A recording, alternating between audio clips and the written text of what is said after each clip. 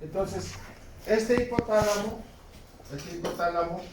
recibe pues información autonómica, ¿no?, del medio interno, el grado de osmolaridad, disminución de la glucosa, temperatura, todas las funciones homeostáticas van a estar reguladas por el hipotálamo. Entonces el hipotálamo tiene una parte, entonces es el hipotálamo y tiene esta evaginación que lo conocemos como el infundíbulo. Este es el infundíbulo del hipotálamo. El hipotálamo se va a comunicar con la glándula hipófisis, ya sea en forma directa a través de la vía neural o a través del plexo vascular. Lo vamos a ver en otro esquema.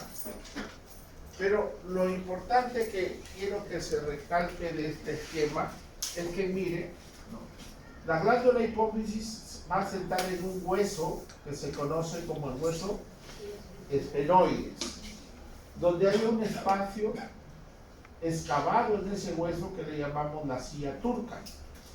En esa silla turca es donde encaja la glándula hipofisial. Por encima de la glándula hipófisis está esta estructura, que es los nervios ópticos, que hacen ahí un entrecruzamiento que se le dice quiasma óptico. Es importante saber esa relación porque cuando tenemos una tumoración de la glándula hipofisiaria, va a comprimir los tejidos que están alrededor, y a uno de los que lo más compromete es al quiasma óptico.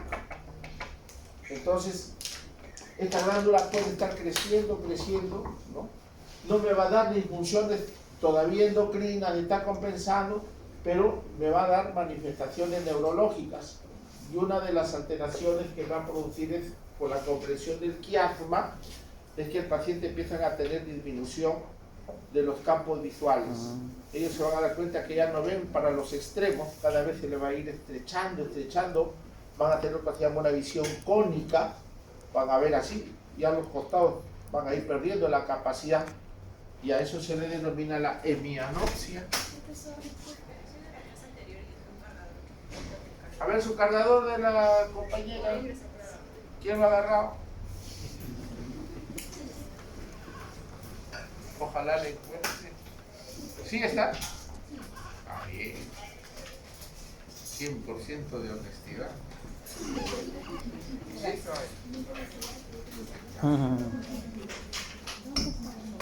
Entonces, tumoración, ¿no? Entonces, nos puede dejar hemianopsia.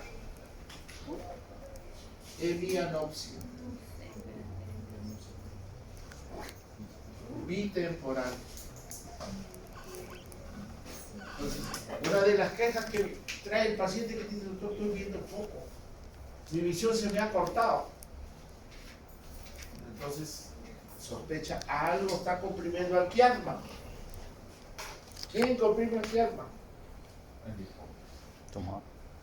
Entonces ahí el paciente de repente no se ha dosado hormonas, nada, está estable, pero viene por manifestaciones no endocrinas.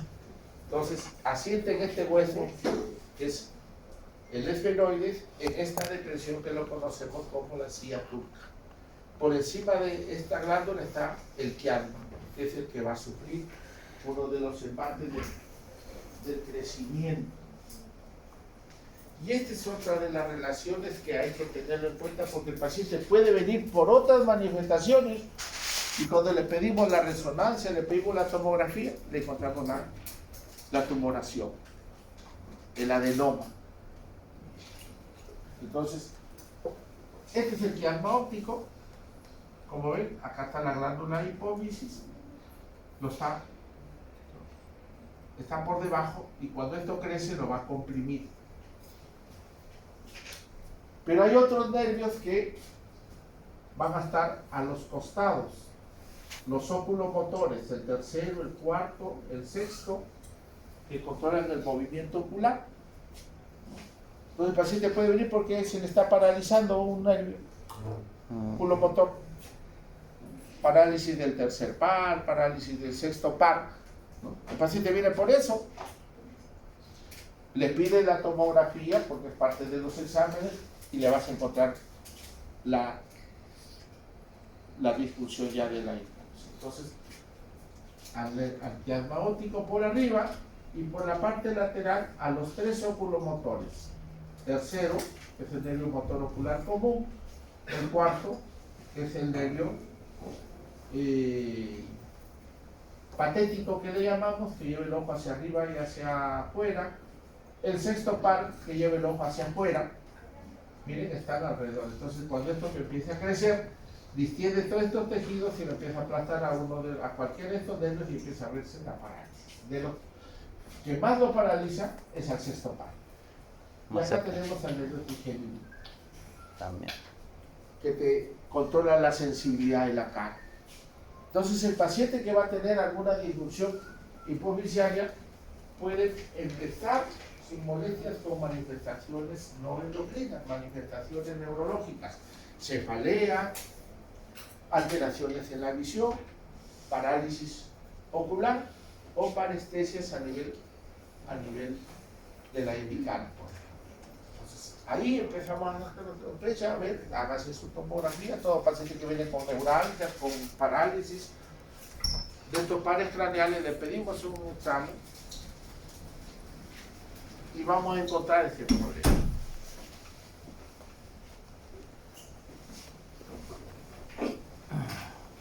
Entonces, el paciente puede venir por una cefalea de tipo holocraneal, puede venir por una ptosis palpebral,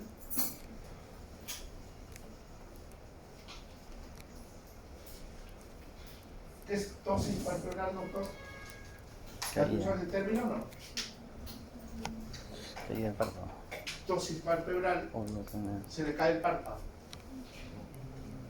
Y te viene porque, doctor, mire, este párpado no lo puedo elevar, el ojo caído, a veces el ojo protruido ya porque la tumoración está creciendo. Entonces viene por esa caída. Parálisis del tercer par. Y el más común, parálisis del sexto par. ¿De qué se va a quejar el paciente? Doctora Cabel, si viene parálisis del sexto par. El ojo está rojo. ¿Tú lo ves? Este ojo está desviado hacia afuera. A ver, llévalo para adentro, de doble. De doble. Y viene por esas manifestaciones. Ya en el proceso tú le tomas y puedes encontrar esto. Vamos a fijarnos en esta zona. Entonces voy a pedir tomografía, voy a pedir resonancia con estudio de silla turca, que lo llamamos la región celar. Región celar. La región celar corresponde a esa zona del hueso esternón. Ahí. Entonces, esta depresión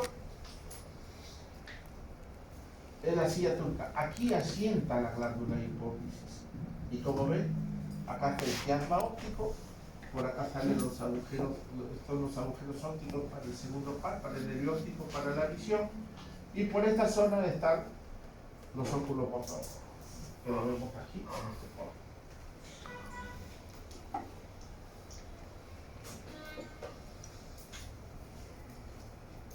La pregunta de los 100 millones. ¿Y cuánto pesa la glándula hipófisis?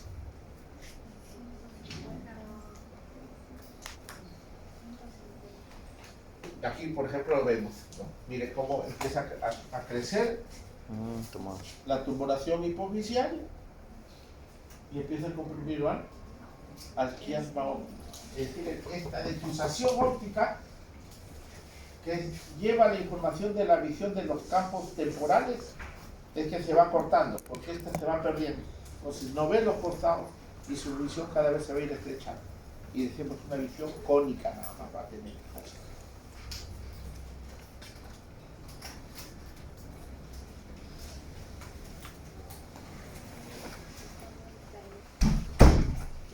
Entonces hay que conocer las relaciones que vas teniendo. Mira, acá está el nivel trigémino, acá está el cuarto par y el sexto par está por el costado.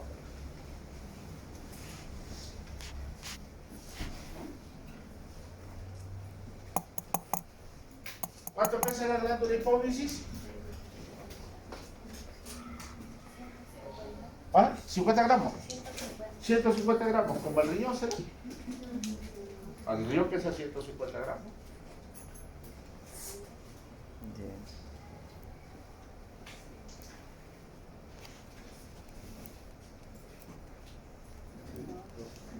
Es bastante pequeña.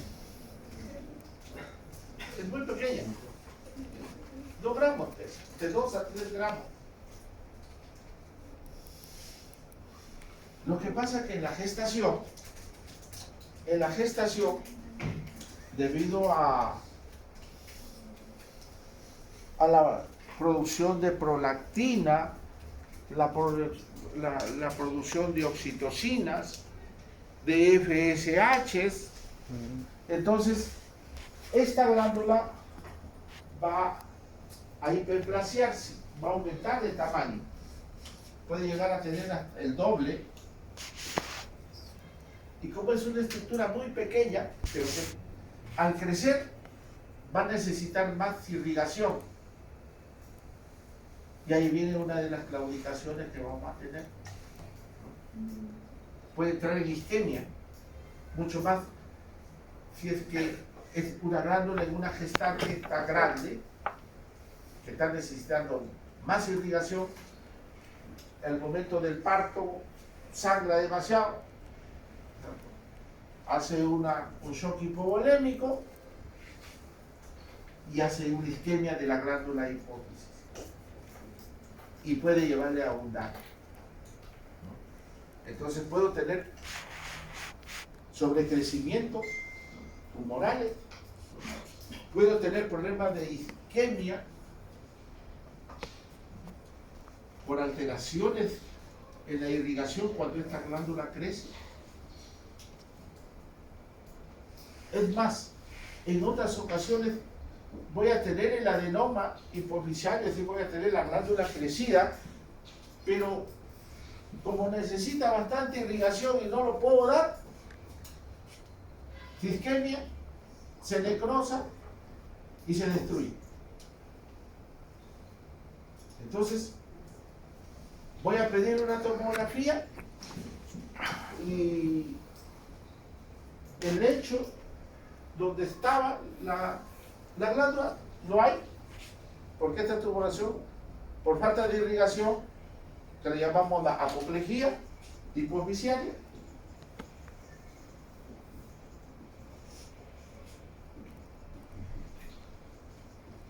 se necrosó y se perdió. Y entonces le pido la resonancia, la tomografía y no encuentro nada.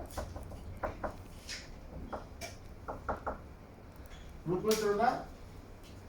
Y a eso le llamamos el síndrome de la silla turca vacía. Entonces, pido la resonancia, oye, no hay hipófisis. Entonces, voy a preguntarle al paciente, ¿ha tenido pues algún momento cefaleas? Hace una mujer que ha tenido una gestación que ha hecho que crezca la glándula hipofisiaria, algo está pasando que hizo que crezca esa glándula, se necrosó y ya no lo voy a encontrar. Síndrome de silla turca vacía. Es otro de los trastornos que podría encontrar.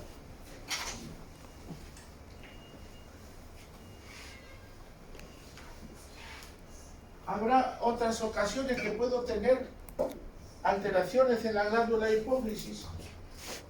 Habíamos dicho que está sobre el hueso esfenoides. ¿Qué ¿Qué pasa si el paciente tiene un traumatismo cefalocraneal, una fractura de base de cráneo? En la fractura de vaso de cráneo se cortó. ¿Cierto? Una fractura de la base de cráneo corta el eje hipotálamo hipofisiario. Entonces, voy a encontrar también una disfunción porque esta glándula ya no va a funcionar. Entonces, las patologías que podría ir encontrando en pacientes que tienen esta falla hipofisiaria pueden ser múltiples, ¿no? Hiperplasias, inflamaciones, problemas de irrigación, traumatismos, entre otros. Y esto es para recordar la anatomía. Habíamos dicho que es en la región hipotalámica, termina en el infundíbulo y el hipotálamo se va a comunicar con la glándula hipofisiaria bajo dos sistemas. Una vía neural donde es como una proyección misma del hipotálamo, de los núcleos supraópticos y de los núcleos paraventriculares salen vías nerviosas largas, le llamamos vía nerviosa larga, que va desde el hipotálamo hasta la parte posterior de la glándula hipofisiaria. Entonces el hipotálamo se comunica con la hipófisis a través de una vía neural, específicamente con la parte posterior que le conocemos como la neurohipófisis, porque es una proyección misma del hipotálamo. Estos núcleos neuronales hipotalámicos van a producir unas hormonas que se van a almacenar en la neurohipófisis. ¿Cuáles son, doctor? Las dos hormonas que se van a almacenar, aquí ya van a estar almacenadas, listas para salir ante el estímulo que le llegue al hipotálamo. La vasopresina o hormona antidiurética y la oxitocina. Se van a producir en estos núcleos, pero van a secretar y se van a almacenar en la neurohipófisis. Y la otra forma de comunicarse es a través de un plexo vascular, en la cual los núcleos hipotalámicos están igual como estos de acá, ¿no? Estos núcleos hipotalámicos van a mandar sus axones, pero no son axones largos, son axones cortos, muy diferente a los de acá. Entonces son axones cortos que van a terminar en el infundíbulo, en esta zona que le conocemos como la eminencia media. La eminencia media. Esa es una parte del infundíbulo donde ahí terminan estas neuronas. Aquí en la eminencia media se van a almacenar esos mediadores que lo conocemos como hormonas de liberación o factores de liberación. A diferencia de estas fibras largas que se van hasta la neurohipófisis, las de fibras cortas terminan en la eminencia media y ahí almacenan sus secreciones. De aquí, por vía circulatoria, por vía hematógena, se van a ir a la adenohipófisis. Y recién la adenohipófisis va a recibir esta señal y empieza a producir pues las hormonas que ya lo hemos estado comentando, ¿no? Entonces, el eje hipotálamo hipofisiario va a estar dado por dos redes neuronales. Una de axón largo, que van a la neurohipófisis, y otra de axón corto, que termina en la eminencia media. La primera es vía directa, la otra es a través de una vía vascular. Hasta ahí ya lo tenemos claro nosotros, ¿verdad?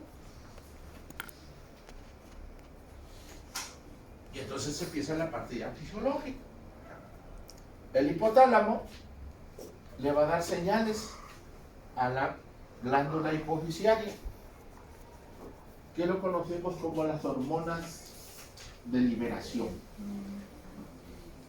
Son estimulantes para que la adenohipófisis, a través de sus poblaciones celulares, vayan formando las hormonas tróficas.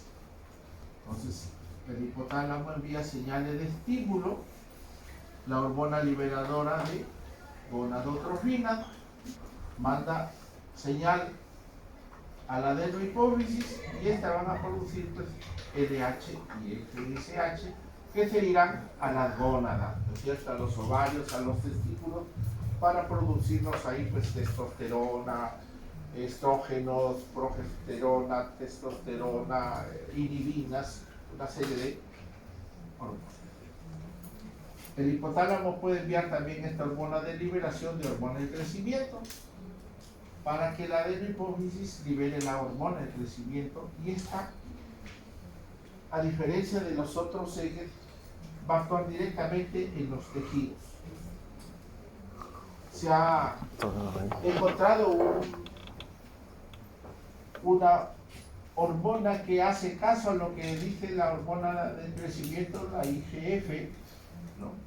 La hormona, el factor parecido a la insulina, que se produce a nivel hepático, que responde a la hormona de crecimiento y va a actuar a nivel periférico.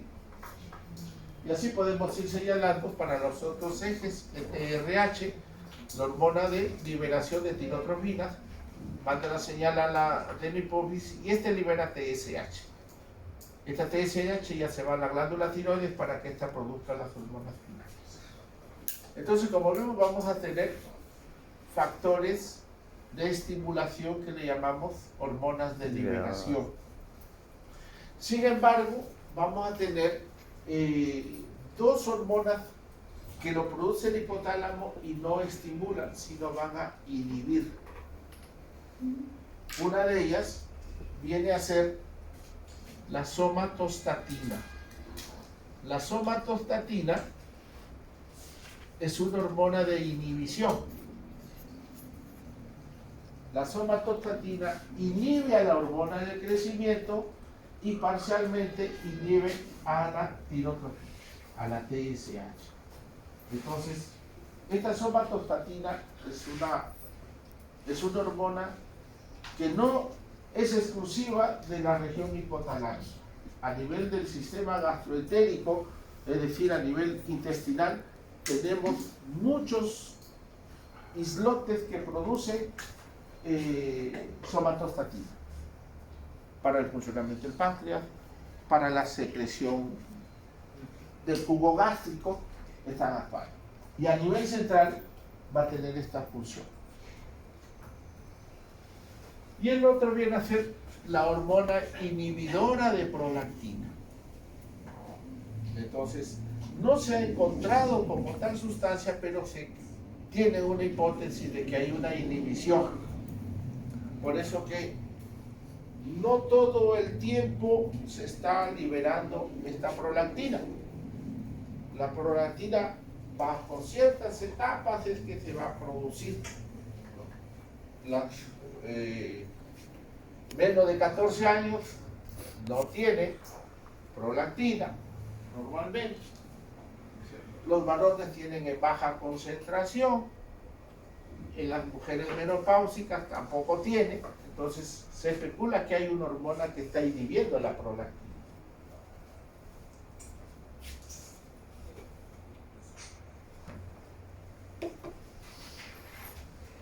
Y entonces pues a la glándula hipofisiaria lo conocemos como la glándula madre, el centro de todo el sistema endocrino, porque de ella va a partir todos estos ejes hormonales.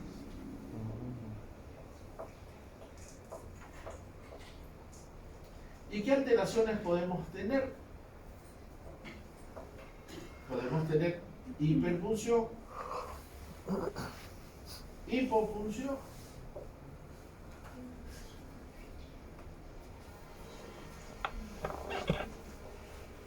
aumentar.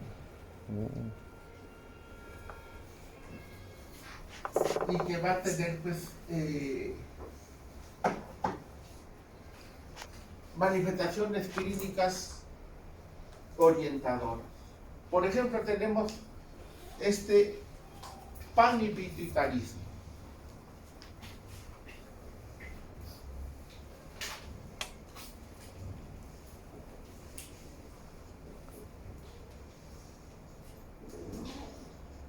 Es decir, toda la glándula hipofisiaria está hipofuncional. Hay como una sección de la deriva. Cuando esta alteración se produce agudamente en las mujeres que hacen una isquemia de la glándula hipofisiaria, a esa alteración es que se le conoce como el síndrome de Shiga. No todo panhipopituitarismo es un síndrome de Shiga, solamente cuando se produce por una isquemia en el sistema portal hipofisiario que le llevan a un infarto y una necrosis. Entonces se produce por la apoplejía hipofisiaria. En tela de juicio estaba, pues, y los varones también podrán tener síndrome de Shiga. ¿Qué dice el doctor?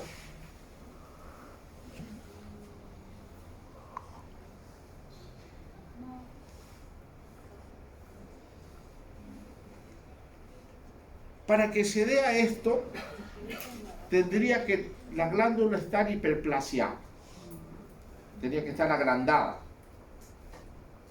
con altas necesidades de oxigenación. Y sobre este estadio, ya en el momento de parto, tener pues la hemorragia uterina, que va a llevar a una gran hipovolemia y hacen este cuadro. Los hombres podrían tener también un panhipopituitarismo, pero no tienen la fisiopatología del síndrome de Shiga, porque no le van a tener la glándula hipofisiaria crecida. Entonces, pero sí pueden hacer un cuadro de apoplejía, como decía, en los traumatismos encefalocranianos, en las hemorragias intracerebrales podrían darse estos cuadros. Y entonces, pues, se va a necrosar toda la glándula hipofisial. Entonces, la mujer da a luz y empieza a tener los síntomas de la insuficiencia. Doctora Rojas, ¿cuál es la primera manifestación del síndrome de Shiga? Es la madre que dio a luz y que tuvo este proceso. Se produjo la hemorragia, ya. Pero después, ¿cuál es la manifestación endocrina del síndrome de Shiga? ¿Qué es lo que aparece primero en esta madre que ha tenido ese parto tan sangrante? ¿Por qué te va a consultar la madre?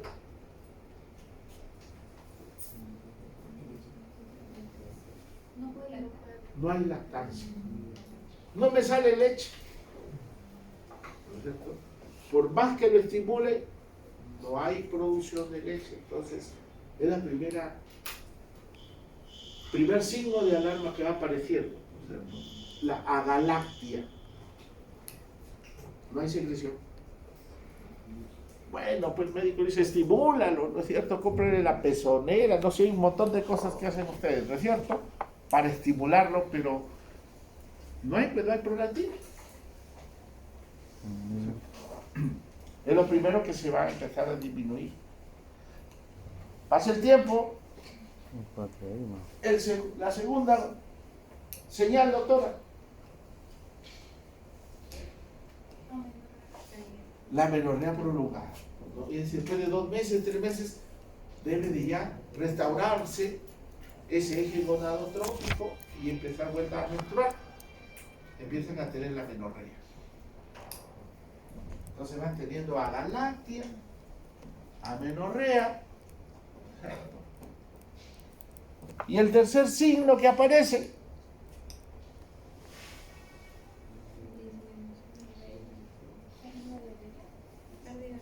¿por qué pierde vello? ¿Qué eje está alterado? El eje gonadotrópico está atrofiado. Entonces, aparte de la menorrea, empieza a caerse la vellosidad pubiana, la vellosidad axilar.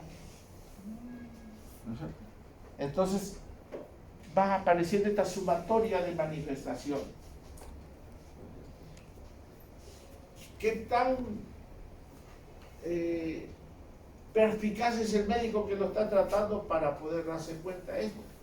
Porque después ya empieza a aparecer la debilidad muscular, la pérdida de músculos, la anergia, ¿no? Porque ya la TSH no va a estar estimulando la glándula tiroides, va a ser la paciente un hipotiroidismo secundario, ¿no es cierto? Hace intolerancia a la glucosa, intolerancia al frío, y así te va a llegar el paciente.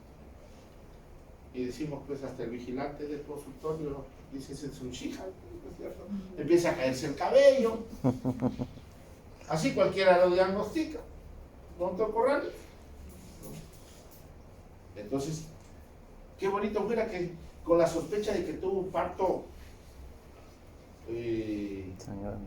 hemorrágico, ¿no? Un parto bastante accidentado, o lo que hacen placentas previas, las placentas ácretas que le llaman, ¿no, doctora? Que sangran y tienen que sacarlo el útero porque no queda otra forma de parar ese sangrado, y no te van a hacer chicas.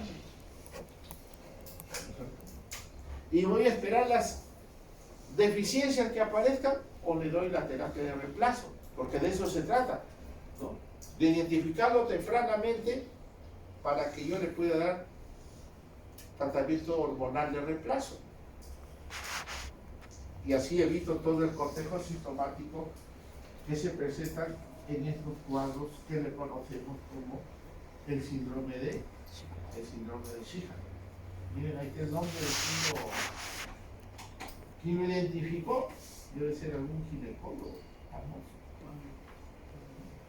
Y acá están los factores de riesgo, pues los problemas hemorrágicos. Sobre un fondo de una hiperplasia hipovisceral.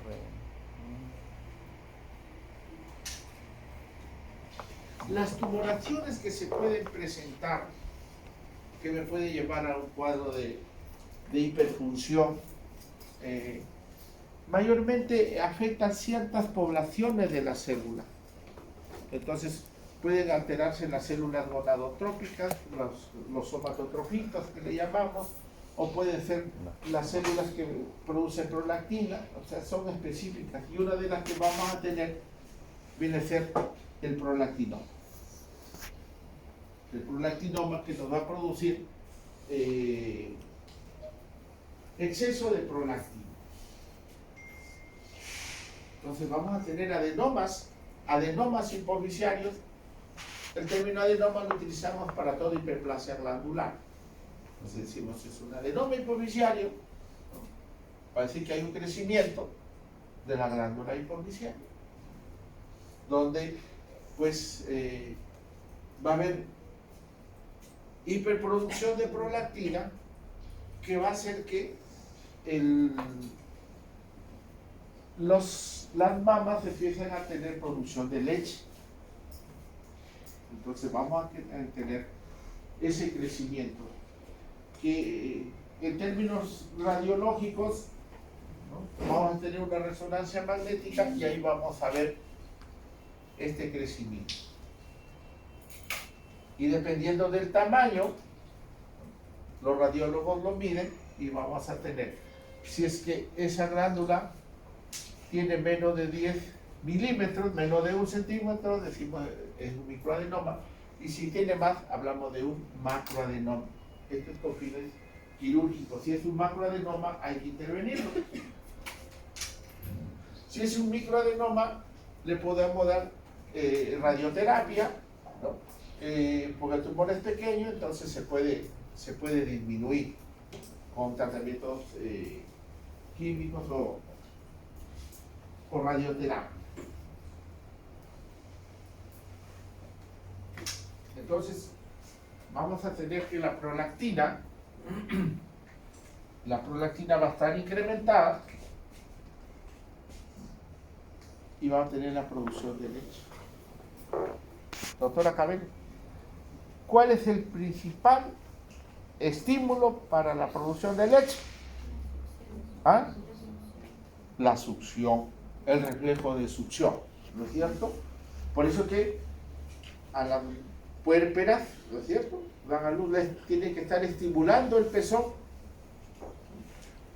para que ese estímulo llegue al hipotálamo y el hipotálamo bloquee la producción de dopamina. Bloquee, porque la dopamina va a estimular, entonces va inhibiendo. Entonces, corto la dopamina y hay estimulación de leche. Entonces, la dopamina es la hormona crucial, pero esta hormona inhibe a la prolactina. Entonces, si yo corto la dopamina, va a haber leche. El estímulo puede hacer que la dopamina se inhiba y entonces se va a estimular las células adenohipoficiales y van a producir prolactina.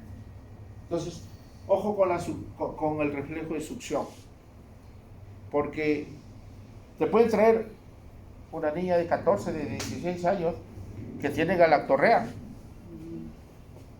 y tú al toque dices, de repente tiene un macroadenoma hipoficiario, ¿no es cierto? Pero no, lo que pasa es que hay hábitos, ¿no es cierto? Hay niñas que se estimulan el pezón o tiene la pareja que también le va a hacer el estímulo y la madre se va a dar cuenta, ¿no es cierto? Pues fíjate, sus pezones están oscuros, están produciendo leche y le lleva preocupada porque no va a ser que tenga una hiperprolactinemia o puede tener un tumor hipoficiario, ¿no es cierto? Y le vas a pedir la resonancia, el dosaje de prolactina, ¿no es cierto? ¿Ya? El problema está en que está produciéndose la succión. Entonces, el masaje, el estímulo mamario puede hacer que se produzca la inhibición de la dopamina. Y ojo con algunos medicamentos que también se van a utilizar. Hay medicamentos que te inhiben a la dopamina. Los medicamentos antipsicóticos en general son antidopaminérgicos. Entonces te van a inhibir a la dopamina y la prolactina se va a liberar. Y las mujeres que tengan esquizofrenia, que tienen psicosis, pueden tener galactorrea. ¿No? Y te vienen por ese cuadro. Y no es que tengan un macroadenoma hipoficiario, ¿no? El problema es el medicamento. Entonces, ojo con algunos medicamentos que vamos a utilizar. Miren, metoclopramida. ¿Alguien sabe para qué sirve la metoclopramida? Es un antiemético de uso común. La domperidona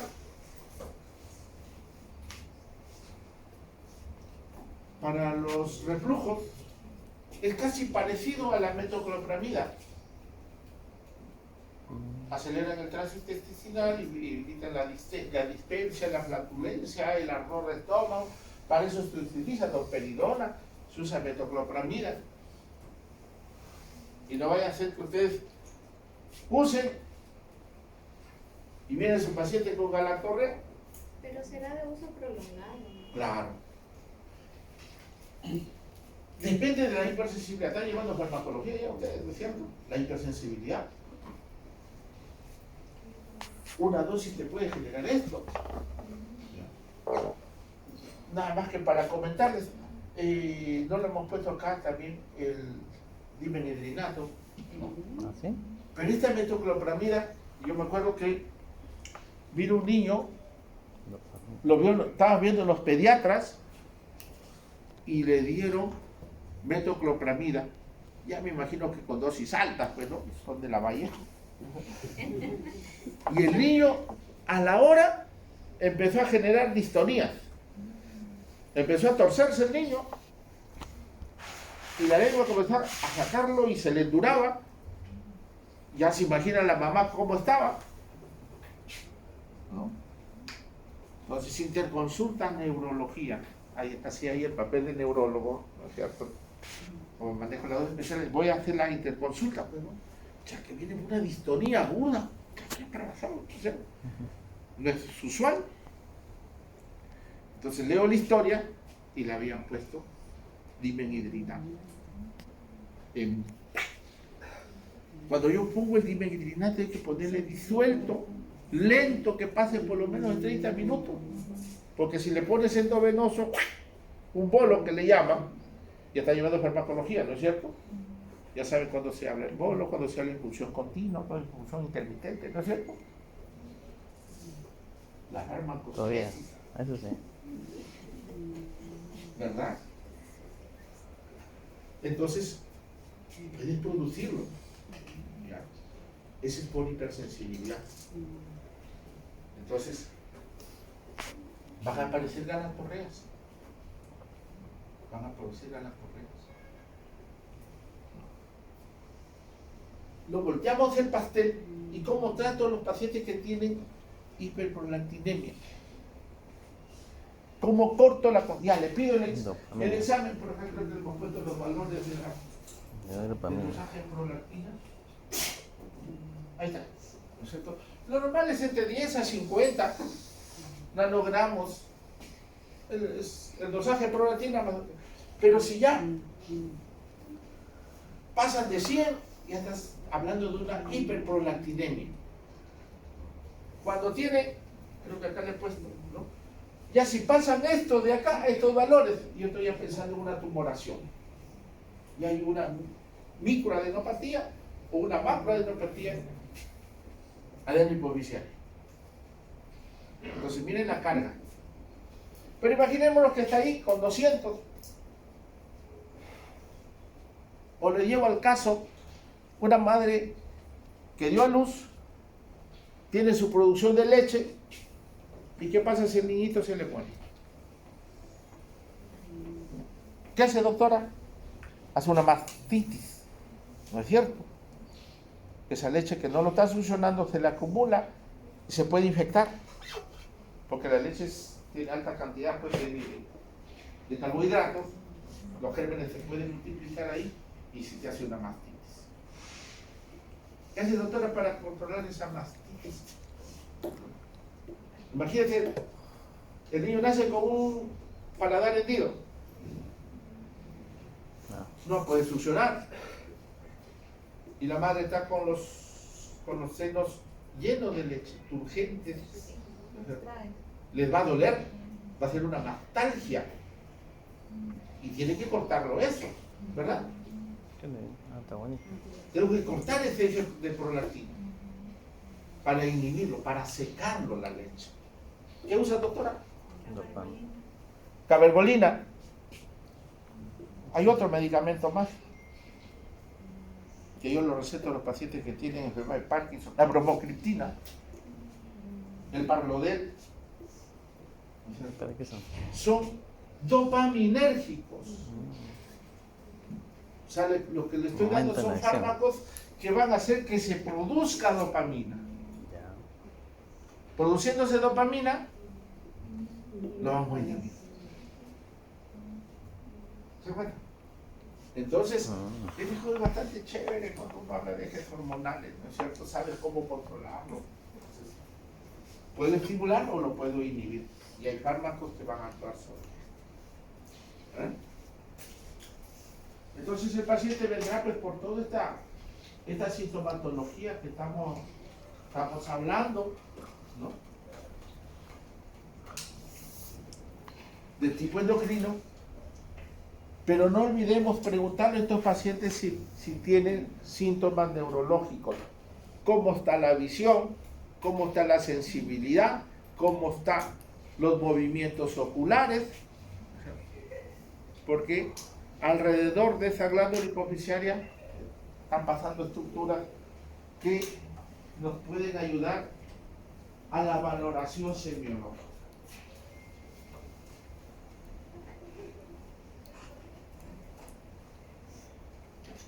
Miren qué otras causas fisiológicas pueden producirme hiperprolactinemia. La gestación, los que duermen mucho en clase, cuidado, van a hacer también de la correa, los que no se duerman. Piensa. Entonces en las mujeres vamos a encontrar ¿ya? La galatorrea, obviamente va a tener amenorrea, no va a poder menstruar, ¿no? Entonces vamos a tener todo un cortejo de síntomas. ¿Y en los hombres?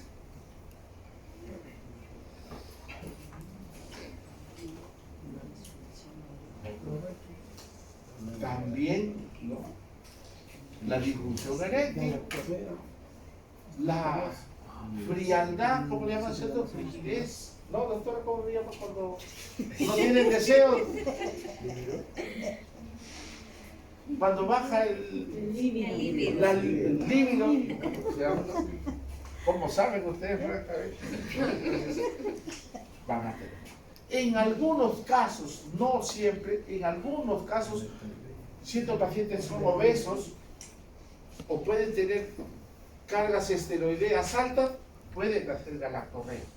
Porque para que se maduren las glándulas galactóforas que producen leche, no solamente necesita de la prolactina, sino necesita de estrógeno.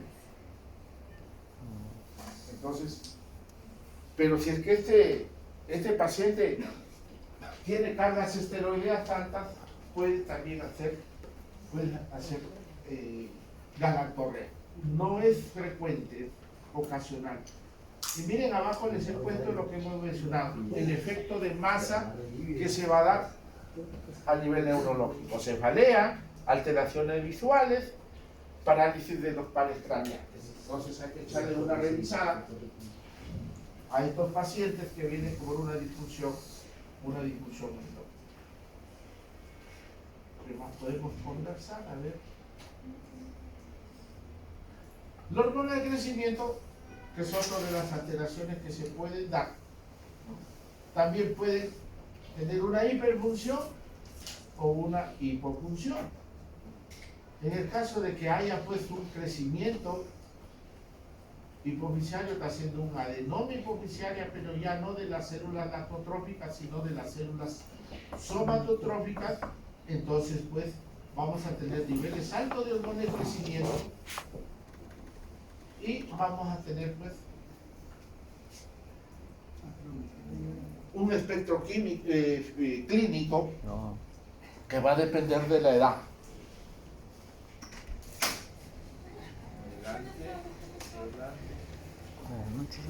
Entonces acá terminamos la clase, ¿no? Y ya nos vamos, ¿no? Entonces, mientras las zonas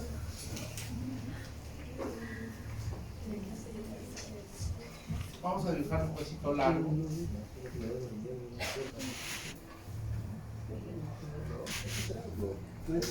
En los huesos largos tenemos la zona central que lo llamamos la diáfisis, ¿no es cierto?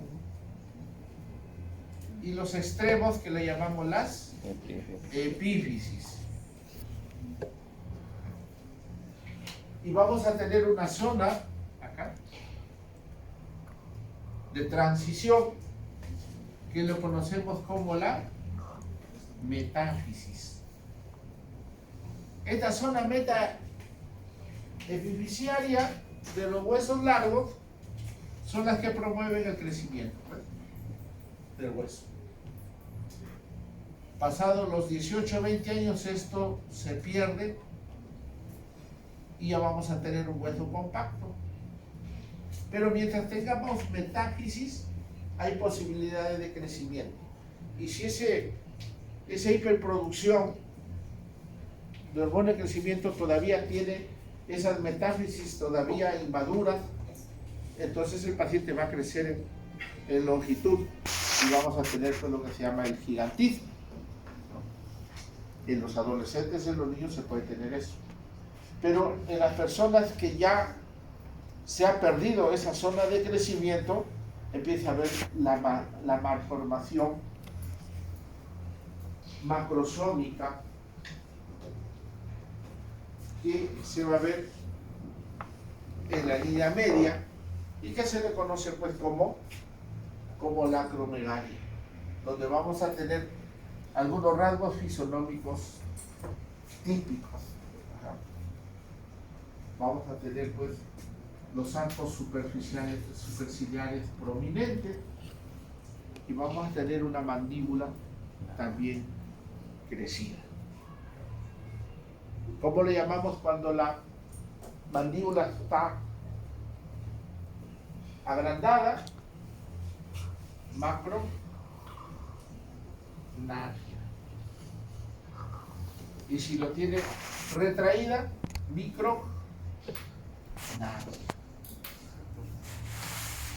Algo característico en ellos. Doctor Torres, ¿cómo se llama esto? ¿Se refiere a los espacios? ¿Diastemas? Cuando están abiertos. Diastemas. Diastemas. Diastemas interdentales. En ellos es más frecuente en la mandíbula inferior, porque esta es la que crece más. Hace macrognatia, crece más de lo normal y sus dientecitos empiezan pues a migrar, a separarse. Entonces, es lo que vamos a ver. ¿Usted también es doctor? Sí, doctor. ¿Sí? Sí. Claro, muchas que están en mancha acá. Entonces, vamos a tener ese defecto. Más se va a ver esa separación Tenis. en la mandíbula. En la mandíbula. Diastemas. Las manos, como lo ven, bastante agrandadas. Entonces esa es la fascia acromegálica que vamos a tener. Tienen intolerancia a la glucosa. Entonces van a hacer hiperinsulinismo. A pesar que son fuertes, altos, tienen una gran debilidad. Hay una gran debilidad muscular porque el hormona de crecimiento te puede llevar también a desgastes, atrofias musculares. Entonces podríamos tener también alteraciones en el eje somatotrópico, en el eje de las hormonas adrenocorticotrópicas.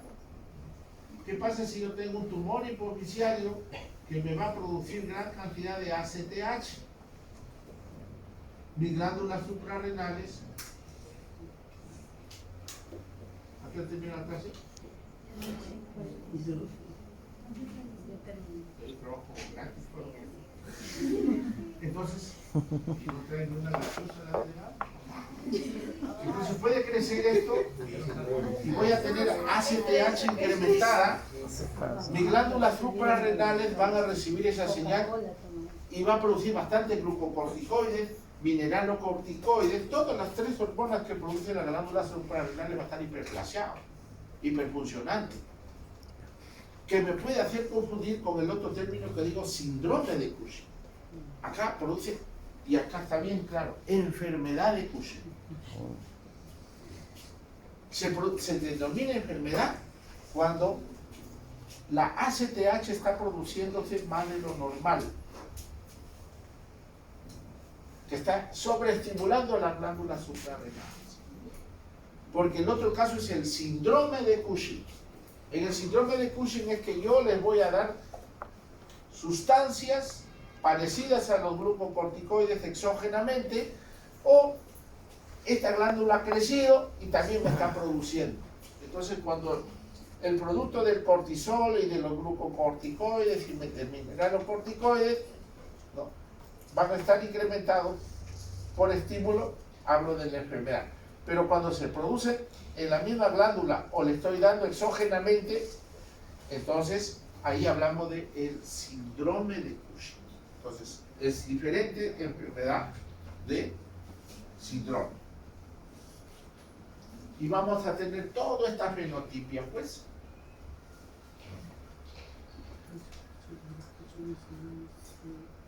Por incremento de glucocorticoides, el paciente va a tener gran cantidad de glucosa que se va a almacenar. Va a generar pues una obesidad centrípeta. Es decir, el tejido graso se va a acumular en todo el eje. Y una de las dos características, ¿dónde se llena? En la papada.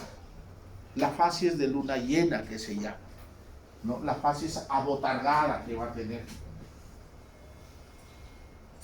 ¿Dónde más vamos a ver? En la región de la espalda va a ser como una jiba, una joroba. Está lleno de tejido celular subcutáneo, grasa ahí. A nivel de la cintura, entonces, en todo el eje se va a llenar de tejido graso por acción glucocorticoidea, ¿no? Entonces, voy a tener un paciente con obesidad. Como hay una gran distensión del tejido graso, empieza a romperse las fibras elásticas subcutáneas, produciéndonos estas estrías libidinosas. Al romperse ese tejido, está rompiéndose algunos vasitos sanguíneos, por eso que va a tener un color rojo vinoso, esas estrías. Muy diferente a las estrías de las mujeres que han dado a luz. ¿Cómo se llama esas estrías, doctora, cuando ya dan a luz y el útero se retrayó? Son cicatrices perladas. Son estrías, pero ya color perlado, plomizo, porque ahí no hay vasos sanguíneos que se han roto. Aquí sí. Por eso van a tener un color rojo vinoso. Por eso a veces le llaman la libido reticularis, por efecto glucocorticoideo. Y por efecto de la aldosterona que está alta, van a ser diabéticos secundarios, su glucosa va a estar que vuela, ¿no? Por acción glucocorticoidea. Y por acción mineralocorticoidea, por acción de aldosterona. ¿Qué es la aldosterona, doctora? Retiene sodio, retiene potasio, ¿no es cierto? Retiene agua. ¿Y qué va a hacer este paciente? ¿Y qué hago con la retención? Aparte del edema, cardíaca. hipertensión arterial.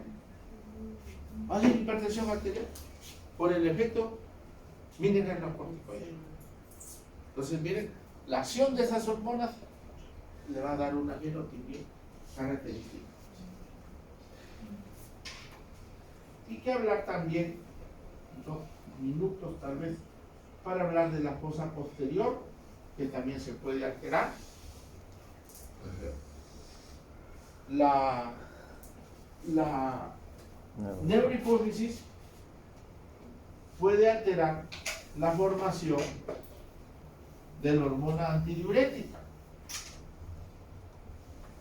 Entonces, ¿qué pasa si hay una tumoración de la neurohipófisis?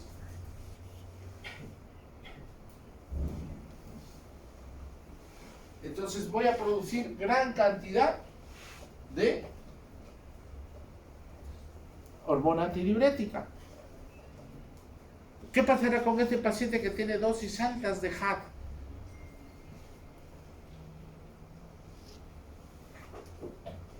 ¿Orinará poco o orinará mucho? ¿Qué dice la doctora? Si tengo un montón de hormona antidiurética, entonces va a disminuir la diuresis y voy a retener gran cantidad de agua. ¿No es cierto? Al retener el agua, mi osmolaridad va a subir o va a bajar. Aumenta. Va a haber hipoosmolaridad. Voy a tener una hiponatremia dilucional. No es porque mi sodio esté bajo, sino porque el agua está aumentada, ¿no? Entonces yo podría tener esto que se llama como el SIHAR, síndrome de secreción inadecuada de hormona antidiurética. El paciente va a tener oliguria, no va a orinar, ¿no? Y el otro efecto es, no sé si, diabetes insípida. No tengo hormona antidiurética, ¿no?